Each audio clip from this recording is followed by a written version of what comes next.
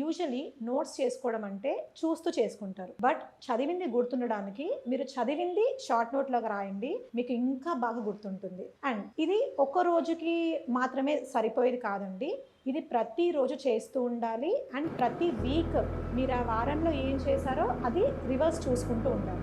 అందుకే దాన్ని మనం రీవిజన్ అంటాం. అది చేస్తేనే మీకు చదివింది కంపల్సరీ గుర్తుంటుంది. అండ్ ఇందులో మీరు ఒక ఫ్యాక్ట్ని కూడా గుర్తుపెట్టుకోవాలి. ఆ ఫ్యాక్ట్, ఆ నిజం ఏంటంటే చదివింది ఎప్పుడు కూడా ఎన్నిసార్లు రివైజ్ చేసినా 100% గుర్తు ఉండదు.